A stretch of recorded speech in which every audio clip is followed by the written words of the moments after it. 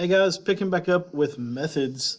Today we're going to take a look at return methods. So far, we've only learned about really basic methods that are called void methods. These are methods that just do a job and then that's it. Maybe they print something, maybe they change something, but that's all that they do. We've also learned at this point about methods that take in parameters or arguments.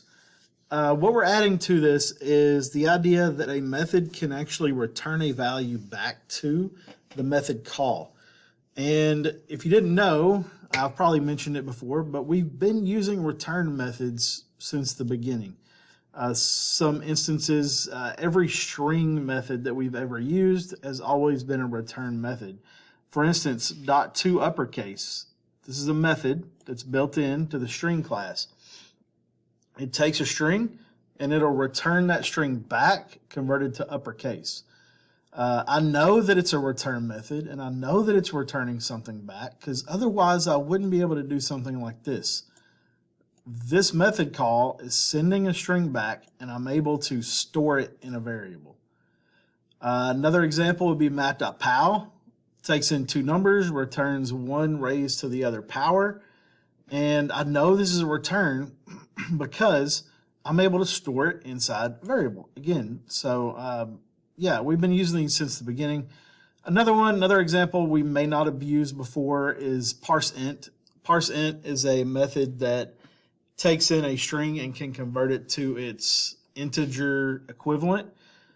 So if I put in a string 100 and send it to parseInt, it'll parse it as or convert it essentially to an integer 100, and I can store that inside num. Some rules that apply to return methods. They must have a return type. So what this does is it replaces where we've been putting the word void in the method header. So up until now, we've simply been putting void in our method headers, public static void. That's for methods that don't have a return at all. So methods that simply perform their action and that's it. The first void method we ever learned was the main method. The main method doesn't return anything back. It just runs everything else. And so here, instead of putting void, we put a data type. So return methods must have a return statement that matches the return type. Right there after static is where we put the type of data that we want our method to return. This can be any type of data. It can be a double, it can be a int, it can be a string. So you can put capital S string there. Way later down the road, we'll see that methods can actually return back objects like class names. And so even those can be put there. Booleans can be put there as well. But the last rule to know is that the return statement, the return statement, must match the data type. So if it says I'm going to return a double, it has to return a double. It can't return an integer. That'll cause it to break. So one thing to take note is that whenever your method hits a return statement like that, no matter where it is, the method stops running. So if I were to put some code after that return statement, it would never run because as soon as it hits that return, the method stops. It returns the value and it stops running the method altogether. So this is just a basic example. I'll put some other two examples here for you. If you want to grab those and throw them in Eclipse, we're going to look at them real quick. Here's the first one when it runs, essentially taking in these two values. And this is the example we had for the void method actually. But instead of printing inside the method, we're going to return the value back and print it from the main method, which is, in my honest opinion, a little more applicable. I don't like printing from methods if we don't have to. I'd rather send that value back because it can then be used further. So like I could do something like this. Make up some kind of an equation that uses that in it. And then I could, add some other stuff to it. Do whatever I wanted to do there, right? So what that'll do is that's going to send back the sum of those two numbers back here and then add 52 to it. And so here we had 11.4. If I put equation there, it's obviously going to be 11.4 plus 52.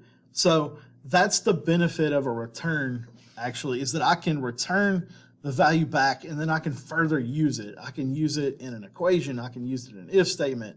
I can use it in a print statement, whatever you want to do, but I can use that value again to continue further, doing things with it in the code. What if I want to return a string? Here's how that might look. And I give it to you, I want to show you this example because it looks a little weird, right? So it says public static string, make sure it's capital. This one actually has some things coming in, first and last, so 2 strings coming in.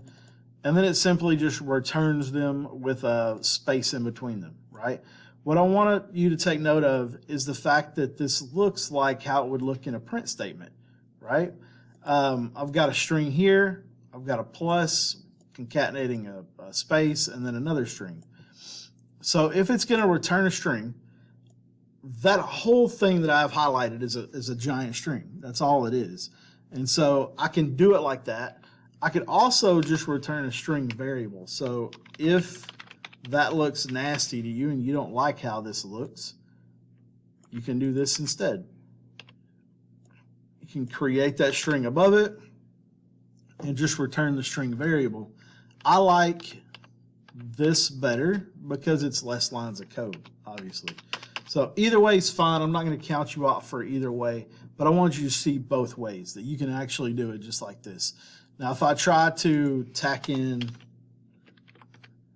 I don't know, that would work. That would still work too. So anyway, so that's how returning a string would look. It returns it and just prints it out here. So it's real simple. Okay, so this is one I really wanted to show you. Sorry if the video messed up. I had to make some adjustments to this one. So I want to show you what it would look like if it returned a Boolean. This program, real simple. It's going to ask the user for a model number of something, like a widget, and it's going to check to see if the person put in a good model number or not. So they'll put in the model number, it'll store it, and then the first thing the while loop is going to do, the while loop needs a Boolean, right, to run. So it's going to send that model number to this method called isValid, and it's going to check it.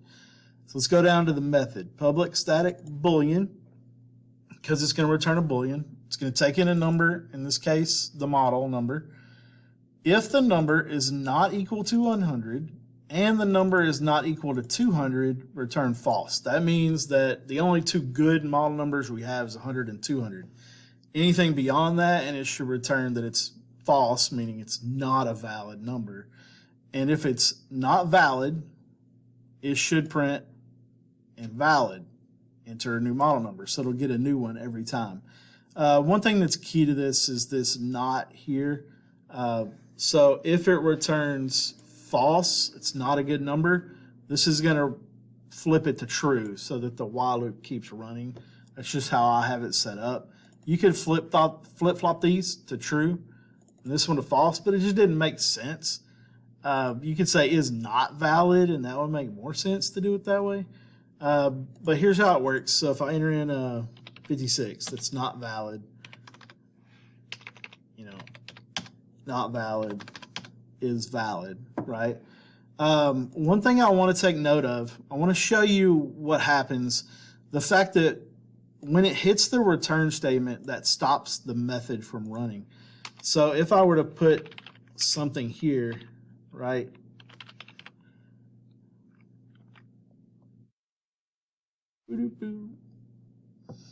So you'll see that it already tells me there's a problem. It says unreachable code. That means that it already can tell that because of this else statement that this is never going to run because it's going to hit one of these returns, and as soon as it hits either one, the method stops. I think if I get rid of this, it'll let me continue. Return, we got to return something, right? So let's just return true there, right? Oops. Oh, we could actually do this. We could throw that in there. Okay, So when I hit play, if I give it a bad number, it's going to hit this false here. Notice it didn't continue on with the method. That's my point. Once it hit false, because it was a bad number here, it never proceeded to do any of this. So this is actually another way that I could do this entire program. I can do it just like this without the else. Now